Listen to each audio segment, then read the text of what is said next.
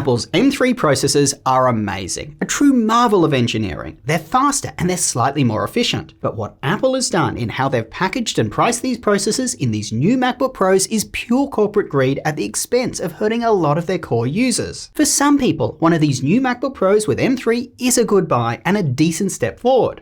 But for many others, these new laptops will actually be worse than buying an older MacBook Pro with M2 or even M1. Firstly, in many of these new M3 MacBook Pros, Apple has substantially reduced memory bandwidth. Performance of a laptop is a result of several factors. It doesn't matter how fast a processor runs or how many GPU cores you have if access to memory is the limiting factor. This will definitely affect creators in a big way. When you edit a photo or video that is compressed, which is what you do all the time, it has to be decoded, manipulated, and then re-encoded. These tasks are built into Apple's media engine so that they run fast. But if you don't have enough memory to store the data that is needed, or you don't have fast enough access to that data, your computer will be slowed. And it is this later one, also known as memory bandwidth, that is the issue here. Let me show you a real-world example of this using a very common creator task. Rendering a video. My older MacBook Pro with the M2 Pro chip beat out my new MacBook Pro with the M3 Pro chip. That's because my older M2 model has 200 gigabytes of memory bandwidth, whereas my new one has less, 150. And that is why PC laptops come with faster DDR6 memory for their graphics accelerated tasks, instead of the slower DDR5 memory, which is what is used for general purposes. Look, this is the number one point of misinformation that I see from YouTubers who have no fundamental understanding of technology. Many of them will look at performance differences between Mac laptops and interpret them incorrectly. Either they will not be able to explain why one supposedly faster Mac doesn't actually perform better, or what's worse still, they will tell you that the reason is due to something else, like not having enough memory, which results in you spending money on something that isn't actually going to speed up the task you're doing. But what happens if you aren't a creator or just don't care about these kinds of tasks? You're just interested in raw processor performance. On the surface, Apple's M3 cores are a decent amount faster than their older ones. But Apple has changed the mix of cores in their M3 Pro range. For example, the 12-core Pro used to have 8 performance cores and 4 efficient ones. The new M3 Pro, which also has 12 cores, now has 2 performance cores less, and instead has 2 additional efficiency cores. This means that if you want the best possible CPU performance, you're now forced to upgrade to an M3 Max processor. This just wasn't the case with the older M2 MacBook Pro range. You could buy an M2 Pro with 12 cores and relax knowing you had the best possible CPU performance. You didn't have to upgrade to a more expensive Max chip, which may have tech that you just don't need, such as a 40-core GPU and ray tracing. But Apple will certainly charge you for this extra tech. Most people that I know who buy a MacBook Pro are creators doing 2D tasks like photo or video editing, or they're programmers who require CPU performance, or they're just people looking for an all-round good laptop. None of these use cases will see any benefit from a 40-core GPU and ray tracing. That tech only benefits people doing high-end 3D rendering or playing AAA games on their Mac. Yet, Apple is bundling this tech in to make you feel like you're getting something extra for the money you're spending. Look, I get that Apple is trying to make a push into gaming, but they shouldn't be forcing people to pay for something extra that they just don't need or want, especially if it's the only way to get something that they do need, like higher memory bandwidth or better multi-core performance. Apple should have released a separate MacBook Pro called the Gaming Edition, which includes all these GPU cores and other 3D rendering tech, or just made these graphics cores an independent upgrade. In the Windows laptop space, this is the equivalent of saying to get a fast processor, you must buy the highest end dedicated graphics, which massively increases the price. And here's what makes me hate what Apple's doing even more. Because there are such incremental improvements between each model and the upgrades, you have this endless feeling of missing out. Say you want to buy an entry-level MacBook Pro with M3 for $1,600. Well, it only has 8 gigs of memory, so you really want to upgrade it to 16. But now, you may as well spend the extra money to get the M3 Pro equipped MacBook, as that model comes with 18 gig of memory, an extra performance core, a second fan to keep it cool, it supports more than one external monitor, and an extra Thunderbolt port. But now you're missing out on memory bandwidth, as this year's M3 Pros, as I said, have less, as well as the crazy CPU performance available in these M3 Max processors. So you kind of want to upgrade again to a Max chip. But to get the full benefit out of this chip, you need to get it in a 16-inch version. If you're spending all this money, you may as well spend a little more to upgrade to the highest end Max chip, as that's the one with the full memory bandwidth. all of a sudden you're spending $4,000. This just wasn't the case with the M2 MacBook Pros. The difference between the models wasn't as incremental. Most people who bought a base model could just relax knowing that they weren't missing out. Next, I don't have to tell most of you this, but Apple releasing a Pro laptop in 2023, which costs $1,600 with 8 gigs of memory, is pure arrogance and simply misleading to consumers who just don't know better. Look, there will be people out there who say, ooh, it's unified memory and Apple is so efficient you don't need more than 8 gigs. Guys, I have 2 degrees in computer science with 20 years professional experience working in tech. That is crap. Unified memory does not give you more memory than a comparable Windows laptop.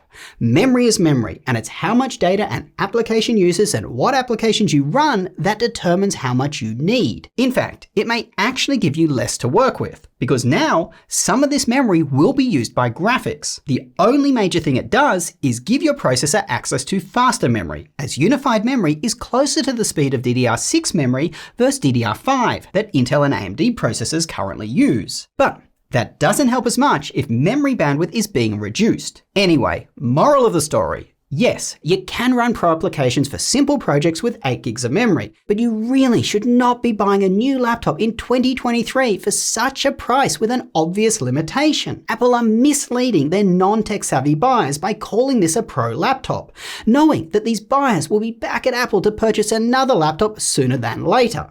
And for the users who do know better, charging you $200 for an upgrade that should cost $20 is an outright disgrace. And by the way, I do have a video on how much memory you need, which I'll link down below. And yes, I am totally aware that the M3 MacBook Pro 14 with 8 gigs of memory is really just a replacement to the older MacBook Pro 13, and is better than that laptop for a similar price. But folks, come on.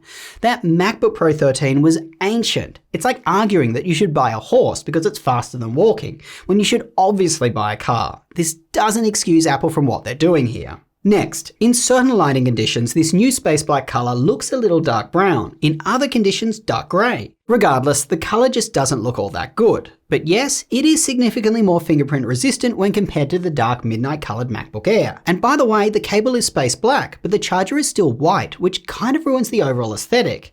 Moral of the story, just buy the silver model. Also, it's been 2 years since these chassis were released. The oversized notch is still there. Many Mac applications run in the menu bar. That's how you access them. Having more screen real estate here would definitely help, as otherwise applications just disappear if you run out. Now, I have said a lot of negatives, but there are definitely some good models to buy for certain people. If you're just looking for a good all-round laptop or are wanting solid performance and you aren't doing creative workloads, say you're a programmer, I do like the M3 Pro configuration of the MacBook Pro 14 and 16 a lot. The change in the mix of cores will actually benefit you, as the improved per-core performance of M3 makes applications snappier and somewhat makes up the difference of having less performance cores. This results in the M3 Pro models having significantly better battery life for high-performance tasks and moderately better battery life for light tasks. You also get less fan noise when the laptop is under load and a cooler feeling laptop. Plus, you now get 18 gigs of memory compared to the 16 you got before, all for the same price in the 512 gig of storage model and for $100 less in the 1 terabytes of storage model. For creators who are doing 3D rendering, these new laptops are great. But for most of you who are doing just 2D work, unfortunately you've been punched in the gut by Apple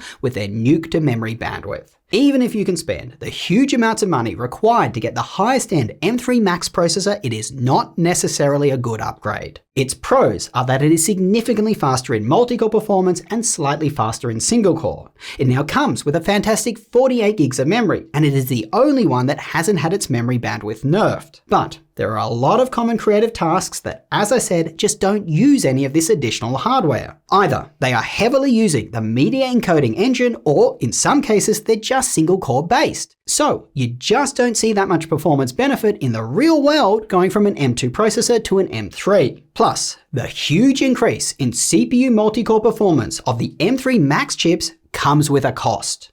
It is not solely due to the improved 3nm process or the design improvements. Most of it is by cramming more performance cores into the laptop. This results in the M3 Max having much louder fan noise under load than the M2 Max, and it also has shorter battery life when running performance tasks. But A minor plus of the louder fan noise is that the laptop does feel a couple of degrees cooler when under load. Another thing to be aware of is that there seems to be some price creep going on. My MacBook Pro 16 with the highest end M3 Max chip, 48 gigs of memory and 1 terabytes of storage costs $4,000. My older MacBook Pro 16 with the highest end M2 Max chip costs $3,900, $100 less. Although that laptop only came with 32 gig of memory, but I did get it with 2 terabytes of storage. So overall, for creators doing 2D work, unless you're buying the highest end M3 Max chip, which, as I said, has some downsides, you're probably better off buying one of the older M2 MacBook Pros, hopefully on a sale. Make sure to check out the links we have below the video, which have the best sales prices that we can find, and yes, we regularly update them. And finally, gamers, Apple's apparent new market. If you're looking for the best MacBook to game on, buy a PC laptop instead. Sorry, but you just don't need to be one of Apple's early adopters here, and those people will watch this video and still buy a Mac anyway. A couple of last notes about some configurations you may be considering. If you are considering one of the entry-level MacBook Pro 14s with M3 and upgrading it to 16 gig of memory, please keep the following in mind. It's normally easier to find discounts on a base model MacBook than on a custom configuration, so you may find the price difference between these two options is minimal to non-existent. Compared to the M3 config, the M3 Pro, as I already said earlier in the video, has many additional benefits, and I would suggest just getting that one. If you're considering the MacBook Pro 14-inch upgraded to an M3 Max chip, please don't.